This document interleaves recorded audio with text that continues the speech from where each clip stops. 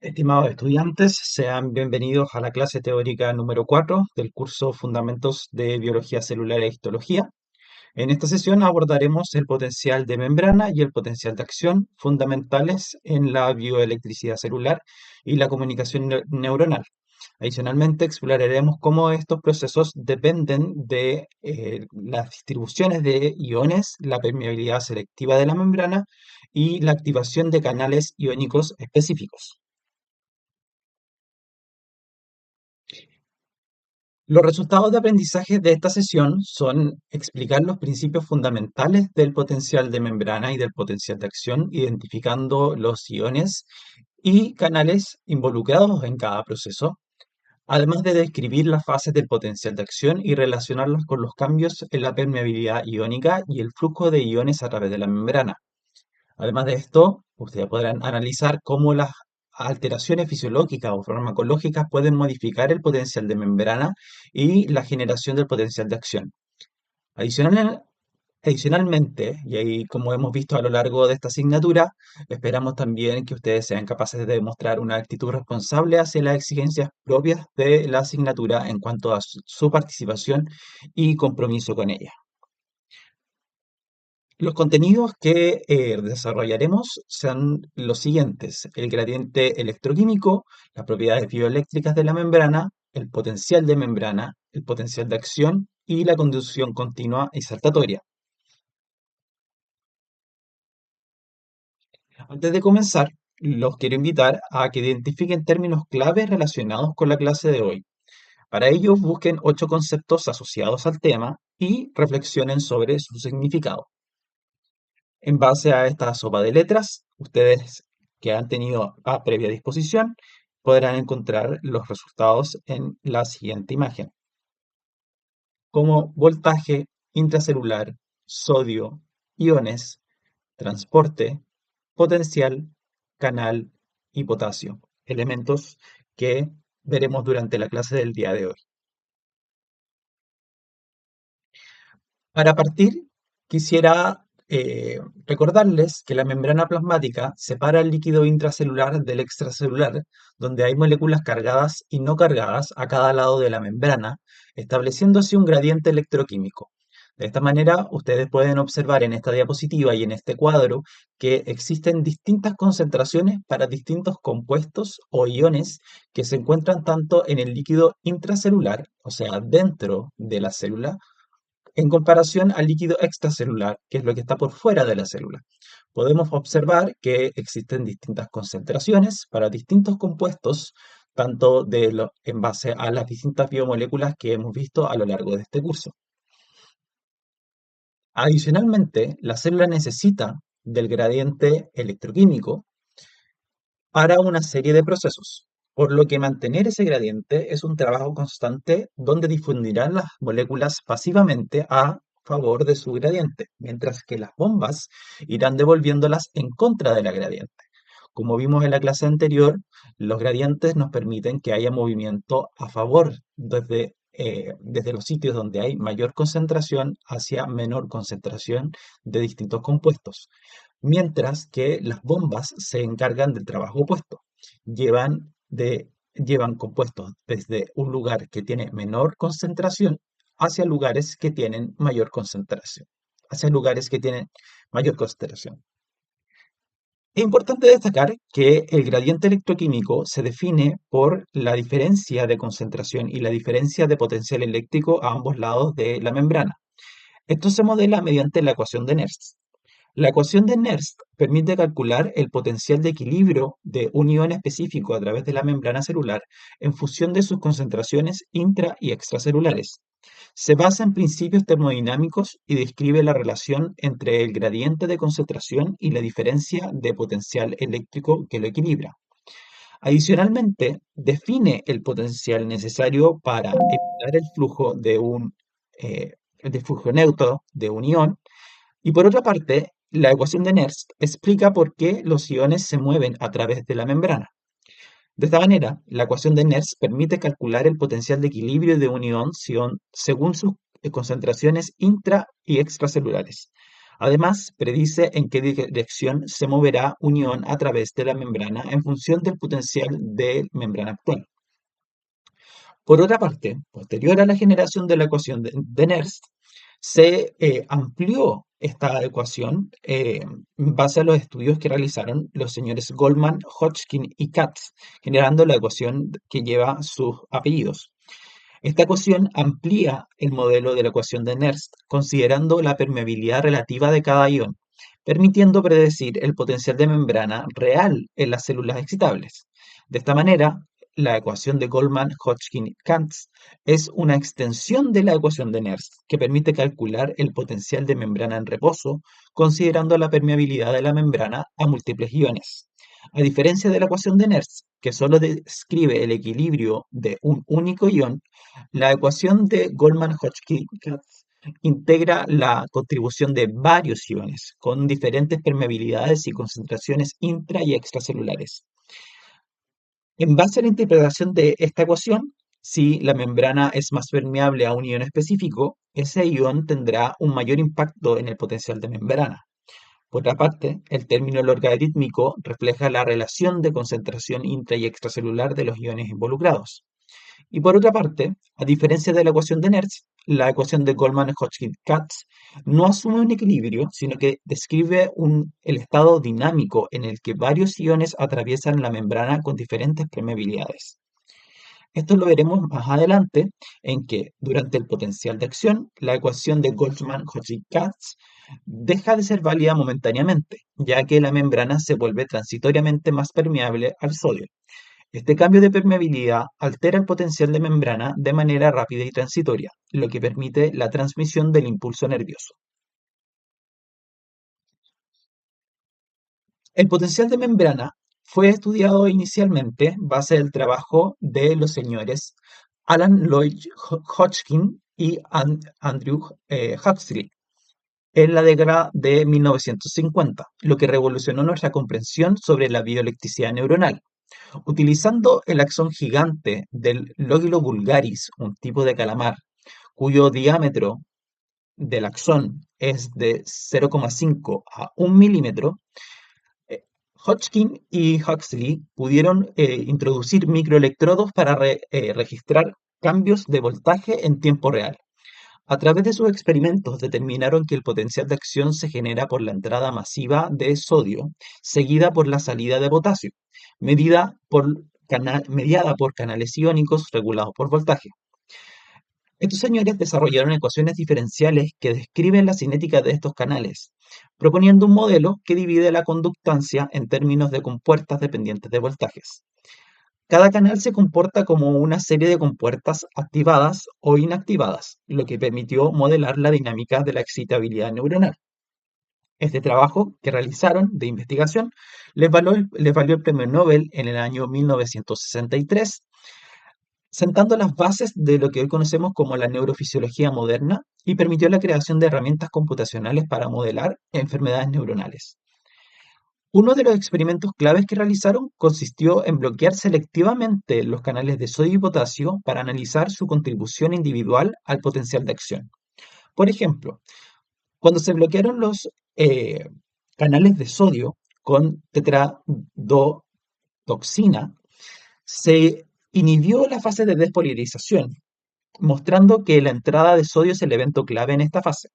Por otra parte, cuando se bloquearon los canales de potasio con tetraetilamonio, se inhibió la repolarización, indicando que la salida de potasio es responsable de restaurar el estado de reposo. A partir de estos datos, propusieron un modelo basado en ecuaciones diferenciales que describe la dinámica de la apertura y cierre de canales iónicos. Y este modelo, que ha sido validado en experimentos en múltiples especies, sigue siendo la base para simulaciones computacionales en neurociencia y electrofisiología.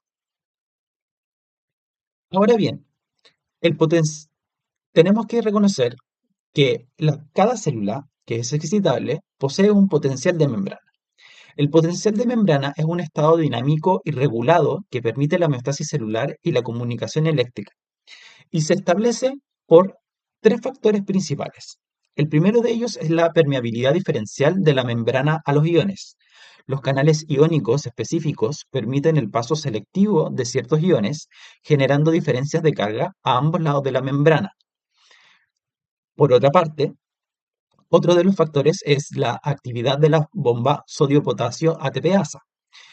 Esta bomba mantiene un gradiente estable expulsando 3 iones de sodio y reintroduciendo 2 iones de potasio hacia la célula, lo que contribuye a la negatividad intracelular.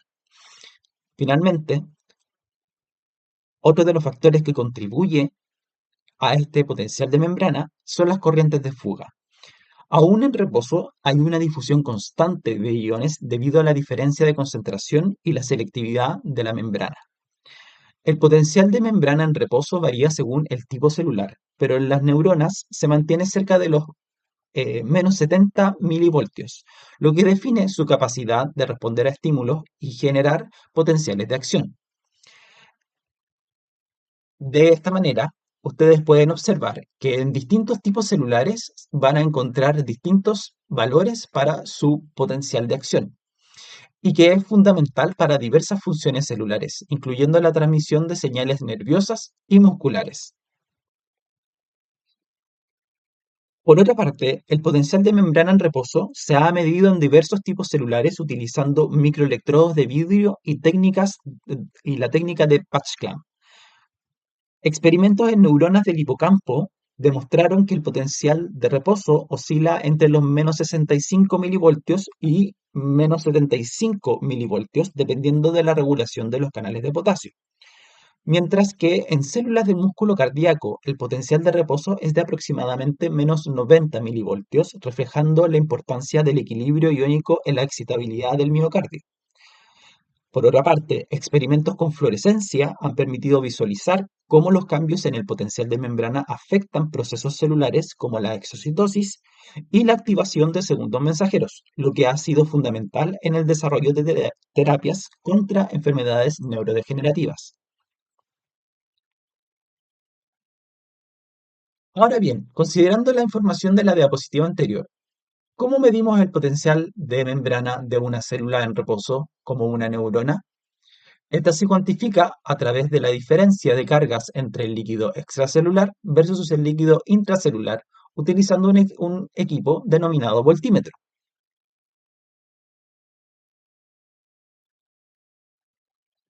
El potencial de reposo se mide experimentalmente con microelectrodos intracelulares que comparan la diferencia de potencial eléctrico entre el medio intracelular y el extracelular. La pregunta clave aquí es, ¿por qué el interior celular es más negativo que el exterior? La respuesta radica en la permeabilidad selectiva de la membrana. En reposo, los canales de potasio están abiertos, permitiendo su salida constante, mientras que los canales de sodio están mayormente cerrados. A este fenómeno se suma la contribución de proteínas intracelulares con carga negativa, que no pueden atravesar la membrana. Por lo tanto, si colocáramos ambos electrodos en el mismo lado de la membrana, la diferencia de potencial sería cero, lo que evidencia que el gradiente electroquímico es esencial para la excitabilidad celular. Como les comenté anteriormente, el potencial de reposo ha sido estudiado extensamente en base a la electrofisiología de células aisladas, con técnicas como PASCLAM de celda entera, permitiendo medir la actividad de canales iónicos en tiempo real, y también estudios en tejidos intactos, como experimentos en cortes de cerebro, que han demostrado que el potencial de reposo no es homogéneo dentro de una misma neurona, variando según la región de la membrana y la actividad sináptica. Un hallazgo clave es que las neuronas pueden modular su potencial de reposo en función de la actividad previa, un fenómeno conocido como plasticidad intrínseca. Este concepto ha sido explorado en modelos de epilepsia, donde alteraciones en la homeostasis iónica puede predisponer a la generación espontánea de potenciales de acción.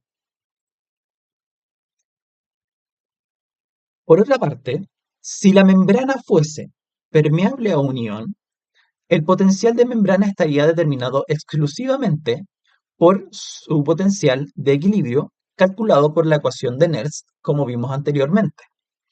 Sin embargo, en la realidad, la membrana es permeable a múltiples iones de manera simultánea. Para determinar el potencial de membrana real, utilizamos la ecuación de Goldman-Hodgkin-Katz, que considera la permeabilidad relativa de cada ion. Este modelo explica por qué el potencial de membrana en reposo es cercano a menos 70 milivoltios y no al potencial de equilibrio del sodio, que equivale a menos 90 milivoltios, perdón, al de potasio, o al del sodio, que equivale a más 60 milivoltios por separado. La ecuación de Goldman-Hodgkin-Katz ha sido validada experimentalmente en múltiples estudios. Por ejemplo, en un experimento de Clay y Shiver en 1981, se aplicaron distintas concentraciones extracelulares de sodio y potasio en cultivos neuronales, mostrando que los cambios en la relación de la concentración de sodio extracelular respecto de la concentración de sodio intracelular afectan el potencial de membrana de acuerdo a la ecuación de Goldman. Y adicionalmente, técnicas de electroforesis han confirmado que las proteínas de membrana pueden alterar su conformación en respuesta a estos gradientes, un hallazgo clave en la farmacología de los canales iónicos.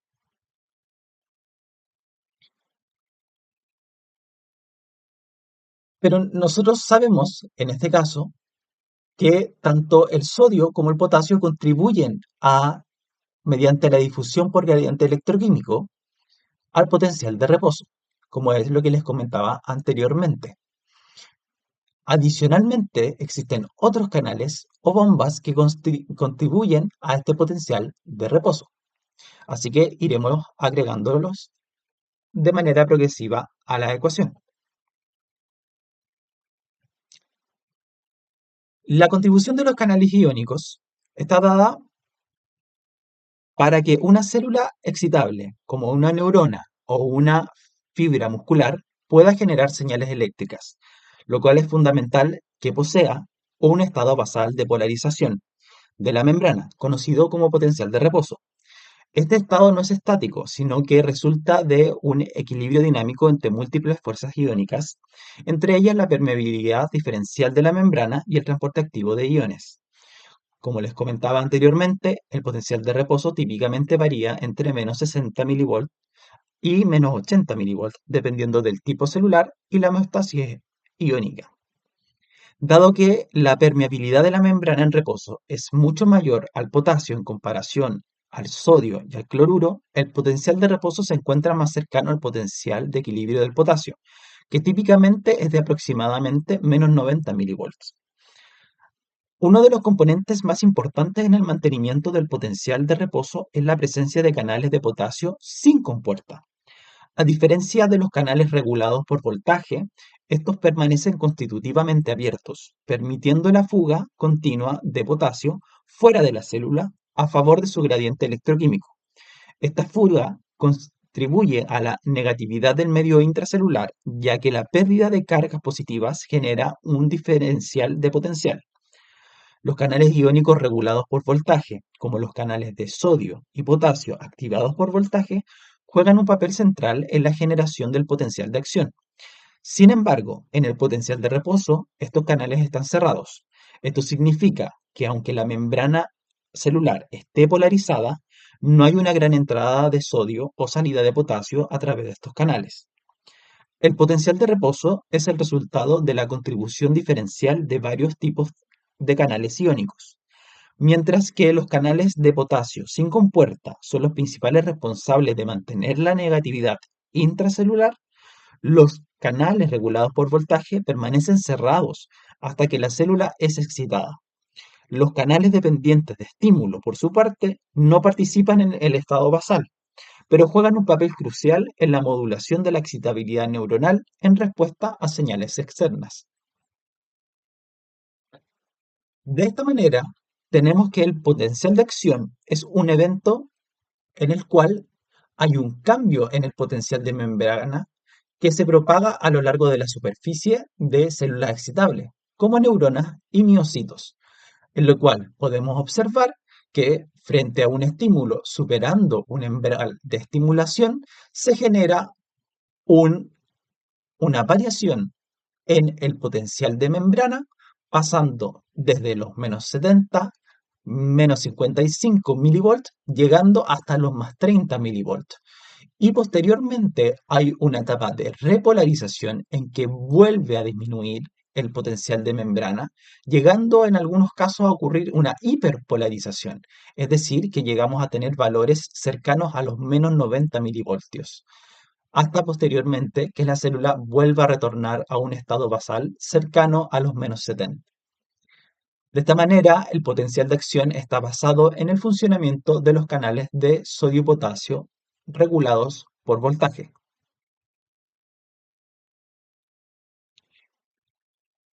Ahora bien, el potencial de acción se inicia en el segmento inicial del axón, que sería este sector de acá, que es el lado opuesto a el axón. Específicamente en lo que se denomina como cono axónico, una región rica en canales de sodio regulados por voltaje. Desde este punto, el impulso se propaga a lo largo del axón siguiendo un mecanismo de conducción regenerativa. Para esto se ha demostrado que el umbral de activación del potencial de acción es más bajo en el cono axónico en comparación con el del soma o del cuerpo celular, debido a una mayor densidad de canales de sodio. Y adicionalmente, utilizando técnicas de patch clamp en cortes cerebrales para mapear la distribución de canales de sodio en el axón, se confirmó que existía mayor concentración en el segmento inicial de la neurona. En axones que carecen de la vaina de mielina, distintos a los que encontramos en esta figura, la propagación del potencial de acción ocurre mediante la conducción continua, como lo veremos más adelante, mientras que en axones mielinizados la propagación del potencial de acción ocurre a través de un mecanismo conocido como conducción saltatoria. Ahora bien, cuando tenemos axones mielinizados, como el que podemos observar acá, la vaina de mielina producida por los neurolemocitos, antes conocidas como células de Schwann, y los oligodendrocitos en el sistema nervioso central, actúan como un aislante eléctrico, como que fueran wincha aisladora, lo que evita la activación secuencial de la membrana y permite que la señal salte de una interrupción nodal hacia otra, antiguamente conocida como nódulos de Rambier, como pueden ver en esta imagen. Aquí, estos segmentos antiguamente se llamaban nodos de Rambier. Al día de hoy se conocen como interrupciones nodales. En el año 1951 se teorizó que la mielinización reducía la capacitancia de la membrana aumentando la velocidad de conducción, mientras que en el año 1972 se confirmó mediante registros intracelulares que los nodos de Rambier son las únicas regiones donde ocurren regeneración del potencial de axón en axones mielinizados. Mediante simulaciones computacionales, en el año 2002 se demostró que la conducción saltatoria permite velocidades de hasta 120 metros por segundo en axones motores mielinizados. Esto tiene distintas implicancias, como por ejemplo en la esclerosis múltiple, la desmielinización interrumpe la conducción saltatoria, provocando la dispersión de la señal eléctrica y reduciendo la velocidad de propagación. Y el uso de fármacos como la 4-aminopiridina, un bloqueador de canales de potasio, puede mejorar la conducción en axones desmielinizados al prolongar la despolarización. Ahora bien, con respecto a las interrupciones nodales, son las regiones de la acción del axón donde la membrana está expuesta y hay una alta concentración de canales de sodio. Estas interrupciones permiten la regeneración rápida del potencial de acción en cada nodo, optimizando la eficiencia de la conducción. En el año 2011 se demostró que la densidad de los canales de sodio en los nodos de Ranvier o interrupciones nodales es de hasta 50 veces mayor que en el soma neuronal. Y en el año 2017 se estudió la organización tridimensional de los nodos de Ranvier utilizando microscopía de superresolución, demostrando que las proteínas de anclaje de los canales de sodio son esenciales para mantener su estructura funcional. La relevancia clínica de esto es que la permeabilidad de los canales de sodio en las interrupciones nodales es un objetivo clave para anestésicos locales como la lidocaína, que bloquea estos canales para interrumpir la conducción del dolor. Y adicionalmente, también en la esclerosis múltiple, la pérdida de proteínas de anclaje altera la distribución de los canales de sodio en las interrupciones nodales, contribuyendo a la neurodegeneración progresiva. Por otra parte, el potencial de acción se propaga en una única dirección, debido a la existencia de un periodo refractario absoluto y relativo que impide que la señal regrese al punto de origen. En 1955 se demostró que la inactivación de los canales de sodio es responsable del periodo refractario absoluto, evitando que la membrana se despolarice nuevamente inmediato después de un potencial de acción. Y en el año 1951 se describió el periodo refractario relativo, en el cual una señal más fuerte puede activar la membrana, pero con menor probabilidad de generar un potencial de acción. Las implicancias biomédicas de esto es que en arritmias cardíacas los periodos refractarios están alterados, lo que puede provocar actividad ectópica y taquicardia. Mientras que en el caso de la epilepsia, algunos fármacos como la carbamazepina aumentan el periodo refractario de los canales de sodio, reduciendo la hiperexcitabilidad neuronal. Uno de los principios fundamentales de la neurofisiología es la ley del todo o nada, que establece que un potencial de acción se dispara solo si el estímulo alcanza un umbral específico. Si el estímulo es insuficiente, no se genera ningún impulso. Sin embargo, una vez generado, el potencial de acción mantiene su amplitud y velocidad de manera constante, propagándose hasta el terminal axonal sin degradación. El potencial de acción es una respuesta discreta y regenerativa, lo que significa que o se produce completamente o no se produce en absoluto. Este fenómeno se basa en la activación secuencial de los canales de sodio regulados por voltaje y la retroalimentación positiva que ocurre en la membrana neuronal. Esto quedó demostrado con los experimentos de Hodgkin y Huxley en el 52, utilizando los axones gigantes del calamar, en que observaron que al aplicar estímulos eléctricos subumbrales no se generaba respuesta, pero al superar un voltaje crítico, el potencial de acción se desencadenaba invariablemente. Y en el año 1981, mediante técnicas de patch clamp en neuronas de mamíferos, se confirmó que la apertura de los canales de sodio sigue una cinética dependiente de voltaje, lo que respalda la idea de un umbral de activación. Por lo tanto, los conceptos claves asociados a esto es que el estímulo subumbral no alcanza el umbral, que está definido como menos 55 milivolts, y no se genera un potencial de acción. Cuando hay un potencial umbral, es el voltaje necesario para abrir suficientes canales de sodio y se genere una respuesta en cascada. Por otra parte, un estímulo supraumbral es aquel que una vez superado el umbral, el potencial de acción ocurre con la misma amplitud sin importar la intensidad del estímulo.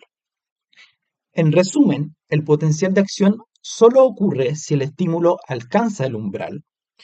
Una vez iniciado, el potencial de acción mantiene su amplitud constante y se propaga sin disminuir.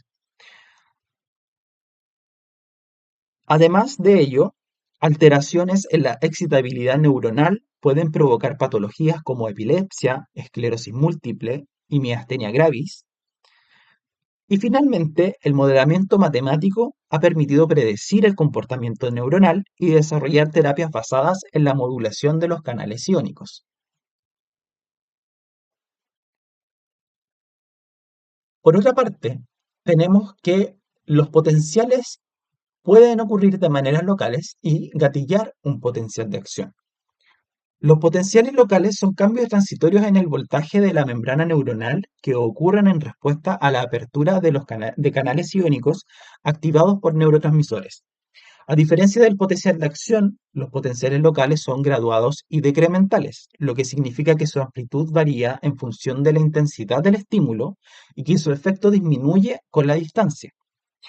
Evidencia experimental ha demostrado, eh, dado que ocurrido en el año 1951, que se demostró que mediante registros intracelulares en la médula espinal, que los estímulos sinápticos generan cambios de voltaje pequeños y localizados en la membrana, mientras que en el año 76, mediante distintas técnicas, se pudo registrar la actividad de canales iónicos individuales y confirmar que la activación sináptica puede producir potenciales locales que no siempre alcanzan el umbral del potencial de acción. Las propiedades claves de los potenciales locales es que son graduados, significa que su amplitud es proporcional a la intensidad del estímulo, son decrementales, se atenúan con la distancia debido a la resistencia de la membrana y la fuga de corriente. Y tercero, pueden ser excitatorios o inhibitorios dependiendo del tipo de canal activado. Para que un potencial de acción se genere, los potenciales locales deben sumarse en el cono axónico, una región con alta densidad de canales de sodio regulados por voltaje. Existen dos formas de integración de estos potenciales. Una de ellas es la suma espacial, que ocurre cuando múltiples sinapsis activan una neurona simultáneamente en diferentes puntos de la membrana, acumulando la despolarización en el soma. O la suma temporal, la que se da cuando una misma sinapsis se activa repetidamente en un corto intervalo de tiempo, acumulando los efectos del potencial local antes de que se disipen. En el año 85 se registraron potenciales postsinápticos en la corteza visual y se demostró que la activación simultánea de múltiples sinapsis aumenta la probabilidad del disparo neuronal. Y en el año 2000, utilizando microscopía de fluorescencia para visualizar la propagación de los potenciales locales, se evidenció cómo la suma puede gatillar el potencial de axón en el cono axónico. La importancia clínica de esto es que en trastornos del espectro autista se ha observado una alteración en la integración sináptica, como un aumento en la suma espacial de este tipo de potenciales, lo que podría contribuir a una hiperreactividad sensorial. Mientras que en otras enfermedades, como la esquizofrenia, se ha propuesto que déficit en la suma temporal de potenciales inhibitorios podrían generar una actividad neuronal desorganizada. Cuando la suma de los potenciales locales en el cono axónico supera el umbral de menos 55 milivoltios, se activan los canales de sodio y se dispara un potencial de acción, el cual se propaga a lo largo del axón sin degradación. Una vez que se ha iniciado el potencial de acción, la neurona entra en un periodo refractario donde no puede ser reestimulada inmediatamente, lo que evita la activación repetida incontrolada.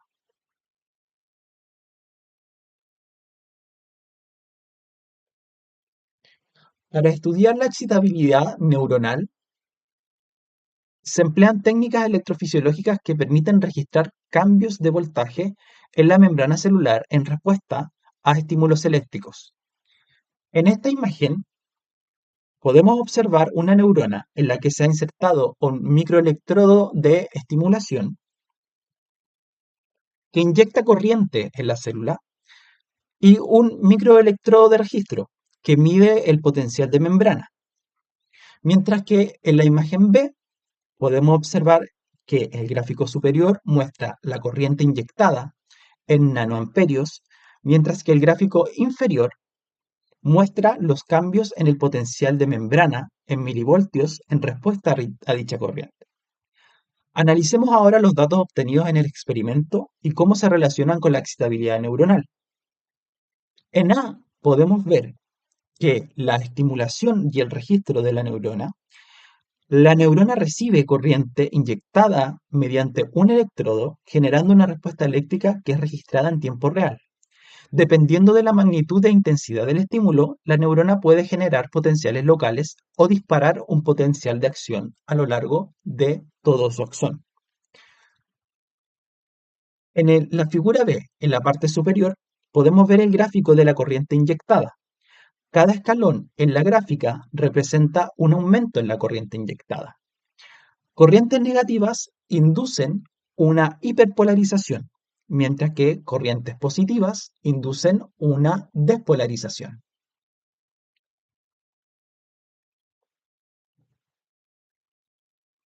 Al aumentar la corriente inyectada, la membrana alcanza finalmente el potencial umbral y se dispara el potencial de acción.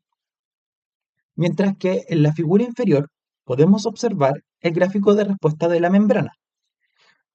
Existen respuestas pasivas que se da para eh, estímulos pequeños en que la membrana responde con cambios locales en el voltaje, pero sin generar un potencial de acción. Mientras que el potencial umbral, en que si la corriente inyectada es suficiente, va a llevar a que se gatille una respuesta no lineal, iniciando un potencial de acción. La descarga repetitiva que podemos observar en estos casos de acá se da a medida que la corriente inyectada aumenta y la neurona genera múltiples potenciales de acción en rápida sucesión. Esta figura muestra cómo varía el potencial de membrana a lo largo del tiempo en una neurona, proceso que ocurre en milisegundos y puede dividirse en distintas fases, cada una asociada a la actividad de canales de sodio y potasio. Por ejemplo, en el estado de reposo, donde tenemos un potencial de acción de menos 70 milivolts, en esta fase la neurona se encuentra en su potencial de membrana en reposo, determinado principalmente por la permeabilidad selectiva al potasio a través de los canales de fuga. Ambos canales de sodio y potasio, pero aquellos regulados por voltaje, se encuentran cerrados. Por otra parte, la bomba sodio-potasio ATPasa mantiene los gradientes iónicos expulsando 3 sodios y reingresando al interior de la célula 2 potasios por cada molécula de ATP consumida. Cuando ocurre la fase de la despolarización, o sea, que superamos el umbral y ocurre el potencial de acción,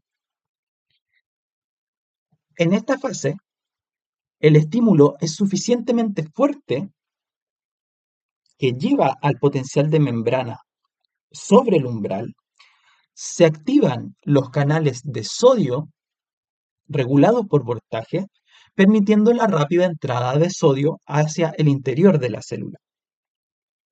Esto provoca un cambio abrupto en el potencial de membrana, llevándolo hacia valores positivos cercanos a los más 30 milivolts.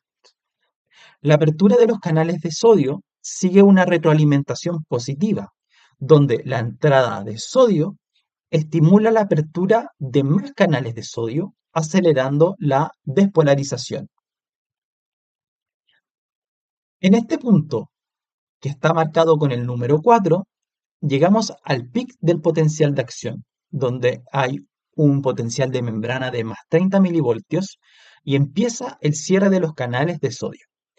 Al alcanzar el máximo de despolarización de los más 30 milivoltios, los canales de sodio se inactivan debido a un mecanismo de retroalimentación negativa y ahora empiezan a abrirse los canales de potasio. La inactivación de los canales de sodio es crucial para evitar la excitabilidad continua y garantizar la dirección unidireccional del impulso nervioso. En este punto, la conductancia del sodio cae abruptamente y la conductancia del potasio comienza a aumentar, como pueden observar en estas líneas de acá.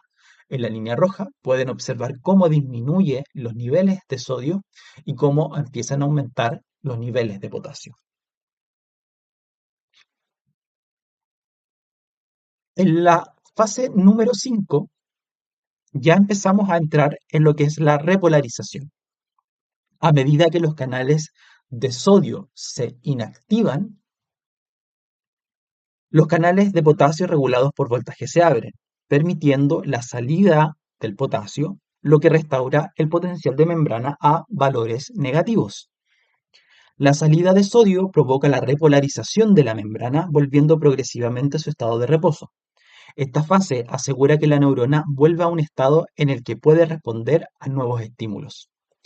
Y ya en el punto 6 nos encontramos en la fase de hiperpolarización y en el punto 7 en el periodo refractario, volviendo hacia un estado de reposo. Entonces, en estas fases, la membrana se vuelve más negativa que el potencial de reposo debido a la actividad prolongada de los canales de potasio. Este fenómeno se conoce como hiperpolarización. Durante el periodo refractario absoluto, marcado acá, la excitabilidad de la neurona es prácticamente nula, igual a cero. El periodo refractario absoluto impide que se genere otro potencial de acción inmediatamente después. Sin embargo, a medida que pasa el tiempo, ocurre el periodo refractario relativo, en que la excitabilidad de la neurona va aumentando progresivamente. Y durante este periodo refractario relativo, un estímulo muy fuerte podría lograr generar otro potencial de acción, pero con menor probabilidad. La excitabilidad neuronal varía a lo largo del ciclo del potencial de acción. El gráfico en la parte superior de la diapositiva muestra cómo la excitabilidad es máxima al inicio de la despolarización y cae a cero durante el periodo refractario absoluto y luego vuelve a aumentar gradualmente hasta volver a encontrarse en niveles altos.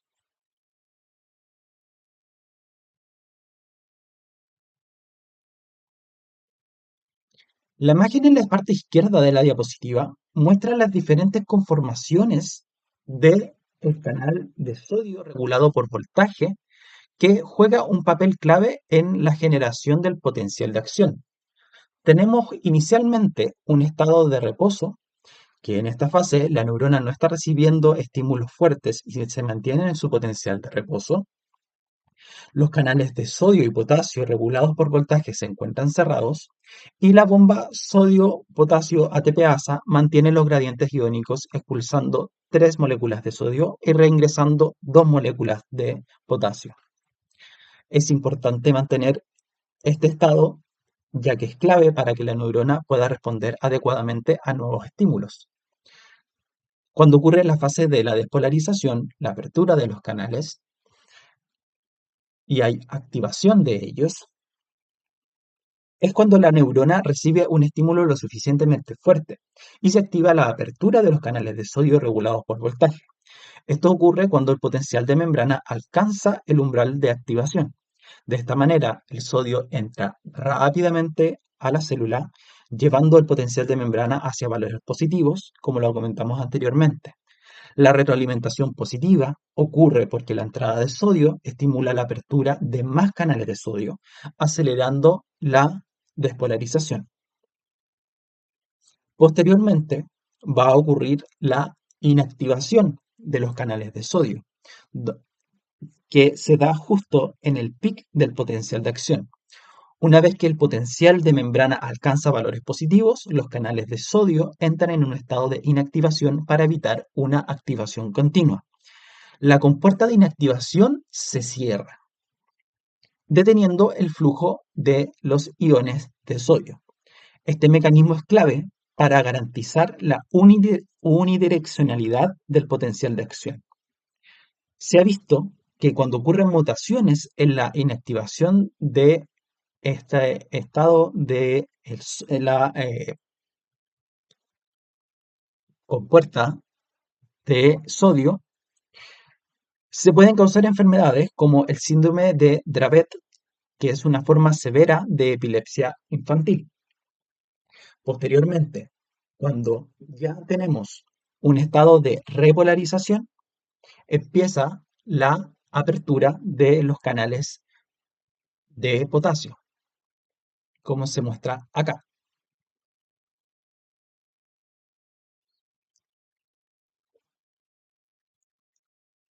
Habiendo ocurrido la fase de repolarización, para restaurar el potencial de membrana a su estado de reposo, se activan los canales de potasio regulados por voltaje.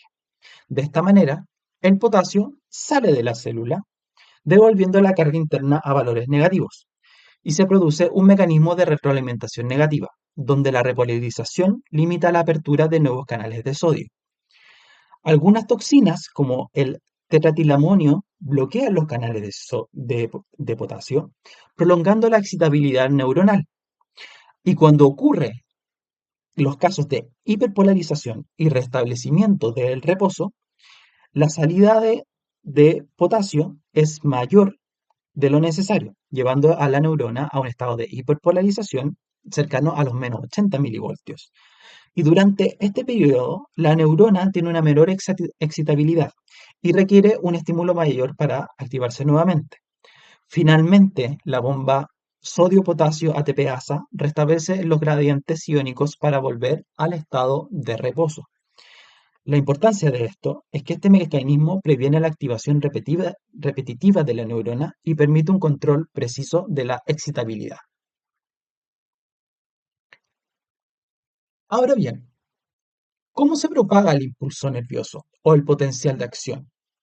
Recordemos, es válido mencionar que el potencial de acción termina gatillando lo que es el impulso nervioso. En el sistema nervioso, este depende de la transmisión rápida y eficiente de las señales eléctricas, de los potenciales de acción a lo largo de las neuronas. Esta transmisión ocurre mediante la propagación del potencial de acción, que se puede llevar a cabo de dos formas principales: la conducción continua o la conducción saltatoria.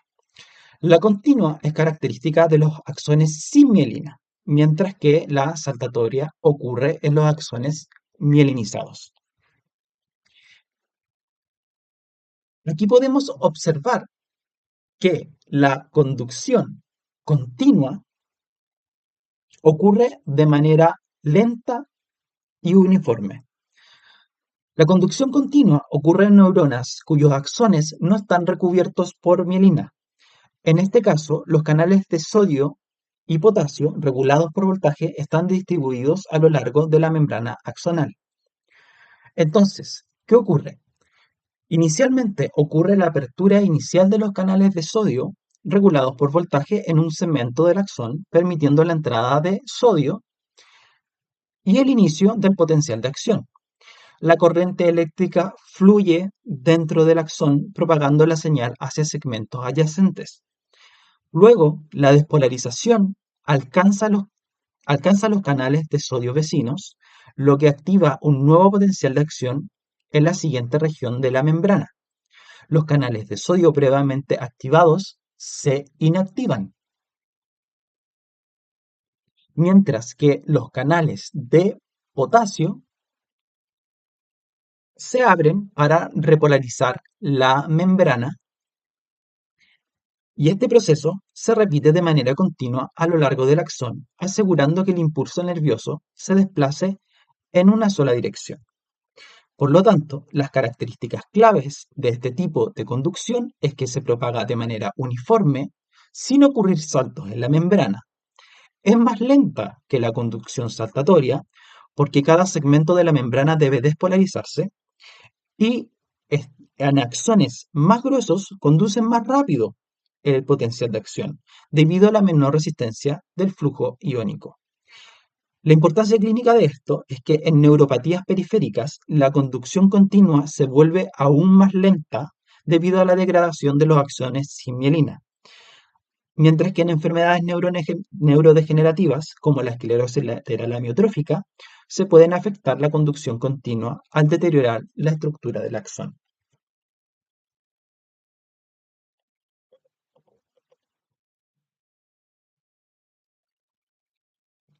Por otra parte, la conducción saltatoria es una propagación rápida y eficiente.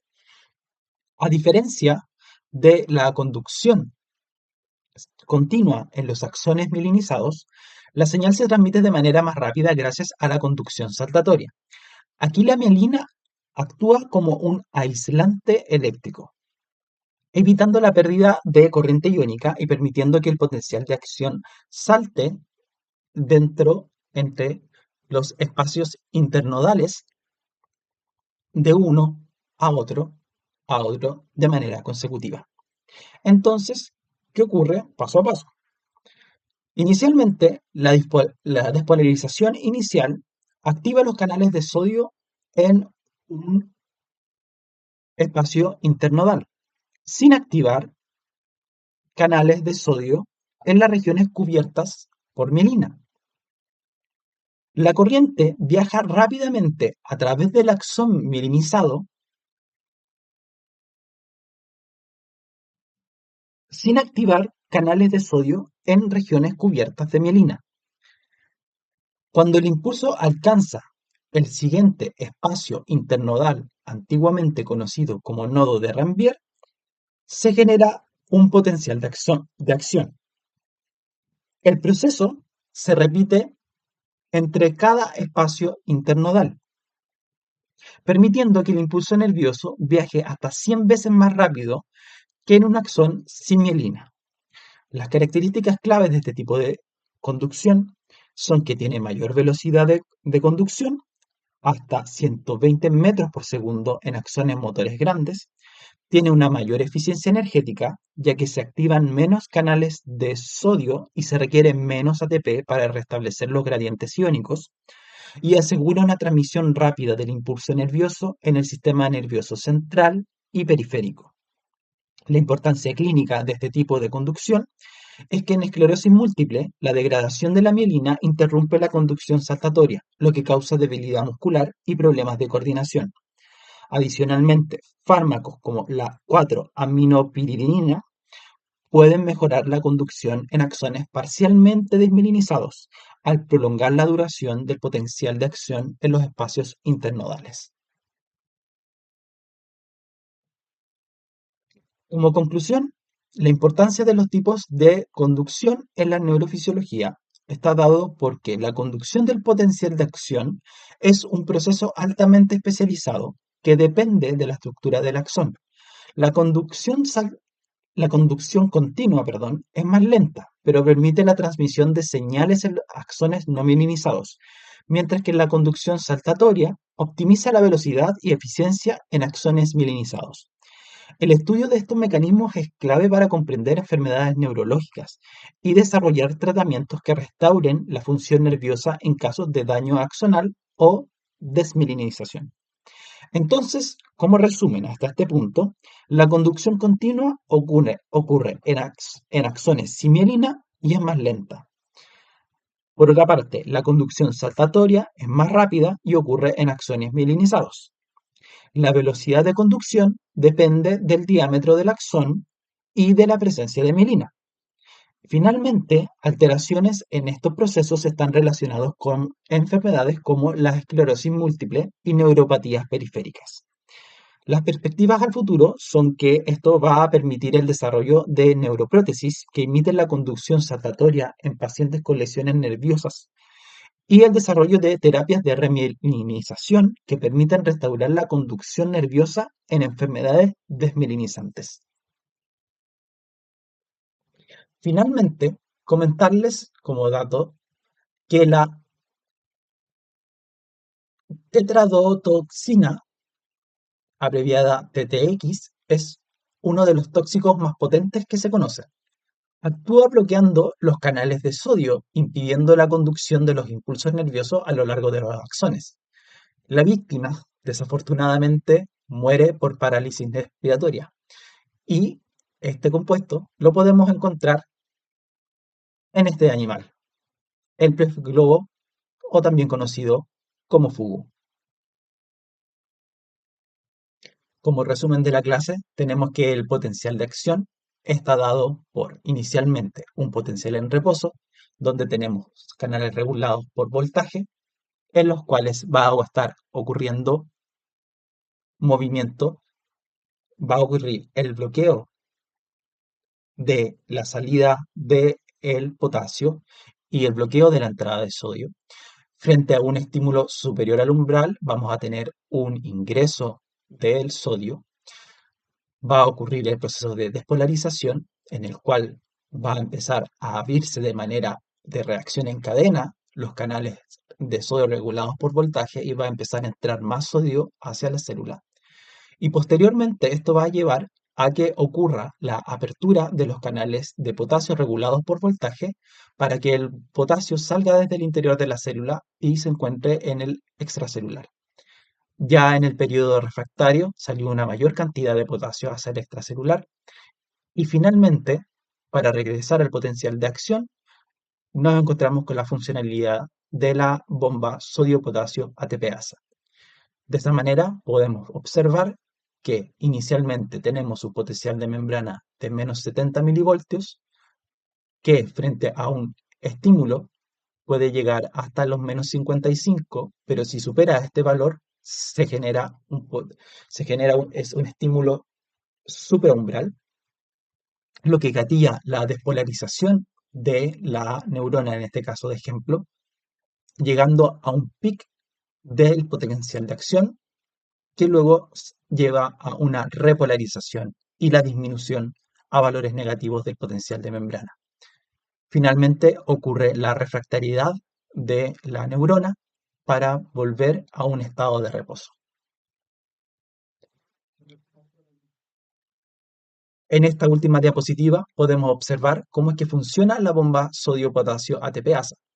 Inicialmente, el sodio citoplasmático se une a la bomba sodio-potasio ATPasa para luego unir ATP y transformarlo a otro compuesto denominado ADP. Y el proceso de la unión del ATP con la bomba permite que se fosforile por el ATP. Cuando las moléculas generalmente se fosforilan, ganan energía. Les permite llevar a cabo cambios en su conformación, en el caso de las proteínas. Más generalmente les permite que puedan generar procesos energéticos.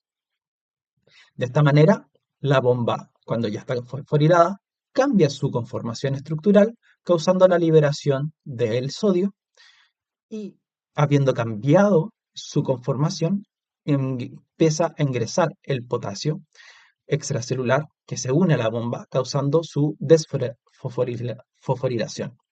Se pierde el grupo fosfato que estaba unido a la bomba y esta vuelve a su conformación inicial y con esto el potasio se libera de la bomba, volviendo al inicio del ciclo. Para esta clase queda para reflexionar a ustedes estas distintas preguntas que les van a permitir incorporar de mejor manera la información que hemos visto durante esta sesión. Recuerden que tienen disponible distinta bibliografía en la cual podrán encontrar más detalles sobre el potencial de membrana, el potencial de acción, el impulso nervioso y todas las características asociadas que vimos en esta clase. Finalmente, agradecerles por su atención. Quedo atento a cualquier duda que puedan tener y nos volvemos a ver en la próxima clase. Muchas gracias por su atención.